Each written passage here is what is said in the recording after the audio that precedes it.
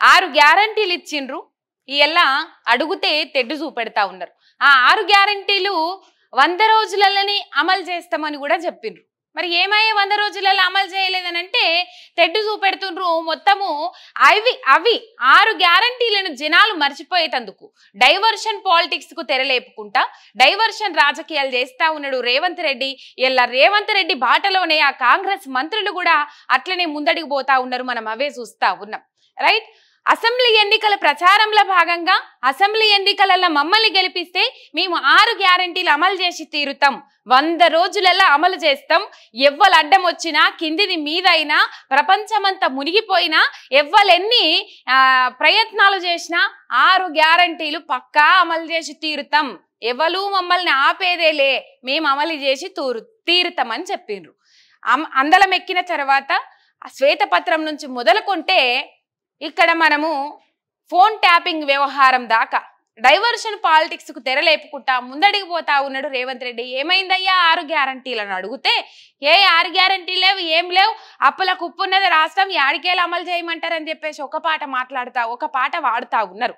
అప్పుల కుప్ప అని చెప్పేసి అసెంబ్లీ ఎన్నికలప్పుడు ప్రచారంలో తిరుగుకుంటా చెప్పినప్పుడు తెలియదా?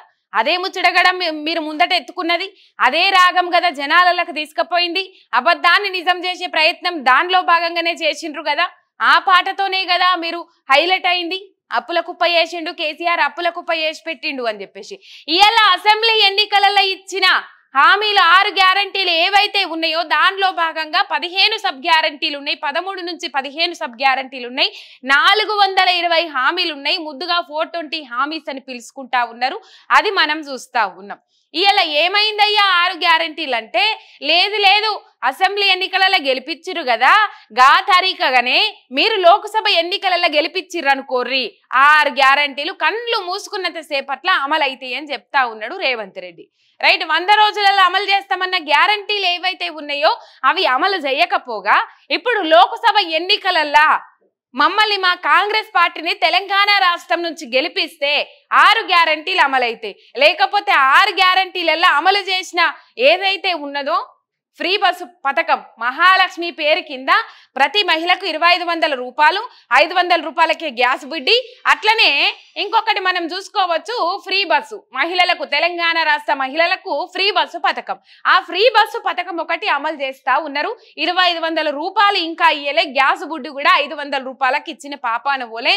ఏమయ్యా ఇచ్చిండ్రట ఇయ్యలేదట అని అడిగితే చాలు చేసినాం కదా, ఇచ్చుడు ఒకటే ఆలస్యం ఉన్నది అని చెప్పేసి చెప్తా ఉన్నారు.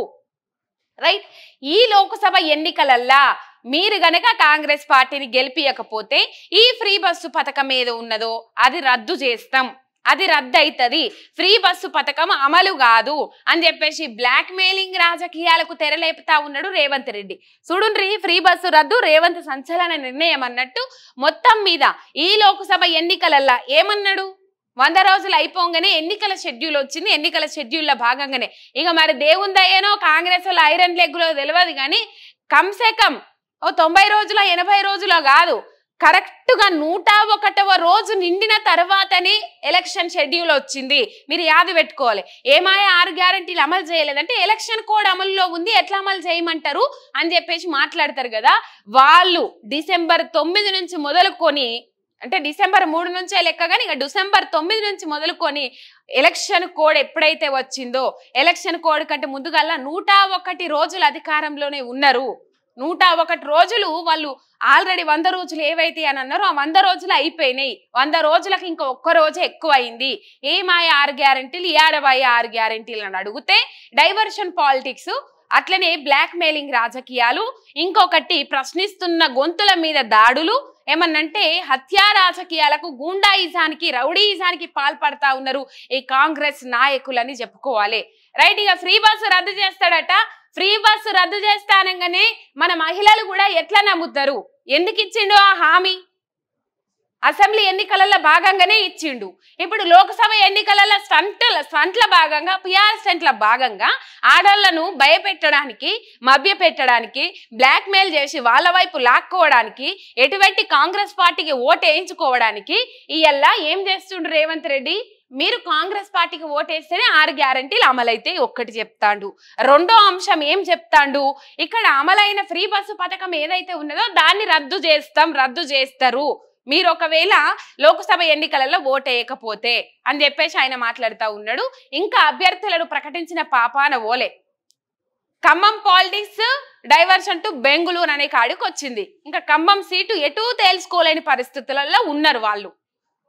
ఇలా డీకే శివకుమార్ పిలిపించుకున్నాడు ఎవరిని, పొంగులేటి శ్రీనివాసరెడ్డిని, అట్లనే భట్టి విక్రమార్కను. నా భార్య కాకపోయినా నాగేశ్వరరావుకు టికెట్ ఇవ్వమని చెప్పేసి భట్టి విక్రమార్క మాట్లాడుతాడు. మా తమ్మునికి టికెట్ కావాలని చెప్పేసి పొంగులేటి శ్రీనివాసరెడ్డి మాట్లాడుతూ ఉన్నాడు. రైట్, మొత్తం మీద ఇది ఇంకా ఖమ్మం టికెటే ఫైనల్ కాలే. అటు పోతే కరీంనగర్ అభ్యర్థిని ప్రకటించాలి. ఇంకో జాగా ఏదో మిగిలింది. మొత్తం 3 స్థానాలకు ఇంకా అభ్యర్థులను ఖరారు చేయలే. చిక్కుమూడి పీఠమూడి ఏవైతే ఉన్నాయో ఆ స్థానాలలో ఆగిపోయినాయి. ఇంకా డమ్మీ క్యాండిడేట్ కోసం కరీంనగర్ లో వెతుకుతా ఉన్నారు. ఆ క్యాండిడేట్ ఇంకా దొరుకుతలేడు బండి సంజయ్ గెలుపు కోసం. బండి సంజయ్ ఏం మాట్లాడుతాడు, కాంగ్రెస్ బీఆర్ఎస్ కూడా కలుపుకునే నన్ను ఓడించడానికి అని చెప్పేసి బండి సంజయ్ మాట్లాడుతున్నాడు. కాదు, బీజేపీ కాంగ్రెస్ ఈ 2 అండర్స్టాండింగ్ మీద, ఒక బాండింగ్ మీద ముందడుగు పోతున్నాయి. మీరు ఆలోచన చేయాలి. ఇంకా ఫైనల్ గా ఒకటి ఆలోచన చేసుకోవాలి. ఈ ఫ్రీ బస్సు రద్దు చేస్తామంటే వీళ్ళు కాకమ్మ కబుర్లు చెప్తే వినడానికి ఎవరు లేరు. ఈ ఫ్రీ బస్సు రద్దు చేసుడు కాదు కదా, ఇంకా ఆ 6 గ్యారంటీలు అయితే ఏవైతే ఉన్నాయో వాటిలో సబ్ గ్యారంటీలు ఉన్నాయి అన్ని ముక్కు విండి మరి అమలు చేపిస్తారు ప్రజలు. యాడ దొరుకుతాడ గల్లాబట్టి నిలదీసి మరి అడుగుతారు ప్రజలు.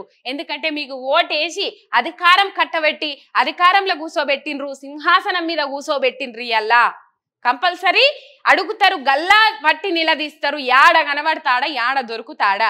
ఇంకా 100 రోజుల పాలన, 100 రోజుల రెఫరెండం అని మాట్లాడుతూ ఉన్నారు రేవంత్ రెడ్డి. అదంతా ఉత్తముచ్చట. ఈ ఫ్రీ బస్సు పథకము ఇంకా ఎక్కడన్నా రద్దు చేస్తాము అని ముచ్చట మాట్లాడితే మాత్రం జనాలు సహించేది లేదు. ఇంకొకటి పాయింట్, మీరు ఈ లోక్సభ ఎన్నికలలో ఎవరికి ఓటు వేయాలనేది ఆలోచన చేసుకొని ముంగటికి పోవాలి. ఆ ఆలోచన చేసుకునే ముందుగాల ఈ పాయింట్ కంపల్సరీ వినాలి. ఇక్కడ లోక్సభ ఎన్నికల కోసం కాంగ్రెస్ పార్టీకి ఎక్కువ స్థానాలు రాకపోయినంత మాత్రాన ఇక్కడ రేవంత్ రెడ్డి పాలన ఊలిపోదు. పైగా ఏమంటారు, మేము మోసం చేసినా కూడా మాకే ఓట్లేసిండ్రు, మమ్మల్నే గెలిపించిండ్రని చెప్పేసి మాట్లాడతారు. ఇంకొక అంశం మీరు గట్టిగా, ఒకవేళ ఇక్కడ మీరు లోక్సభ ఎన్నికలలో కాంగ్రెస్ ని గెలిపించి కాంగ్రెస్ అభ్యర్థులకు ఓటేసి మీరు పంపిస్తే అక్కడ పార్లమెంట్ లో లేకపోతే దేశంలో కాంగ్రెస్ పార్టీ అధికారంలోకి వచ్చే సిచ్యువేషన్స్ అక్కడ కనబడతలేవు.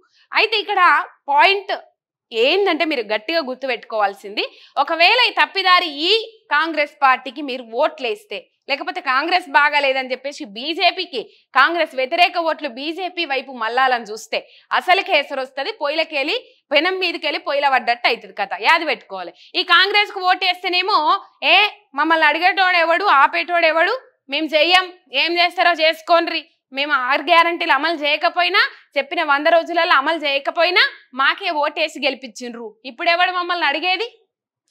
మేము ఉరకాల్సిన పని లేదు, నడువుండ్రి, ఎవడేం బికెట్టోడు ఏం లేడని చెప్పేసి రేవంత్ రెడ్డి నిన్నగాక మొన్న మాట్లాడిండు.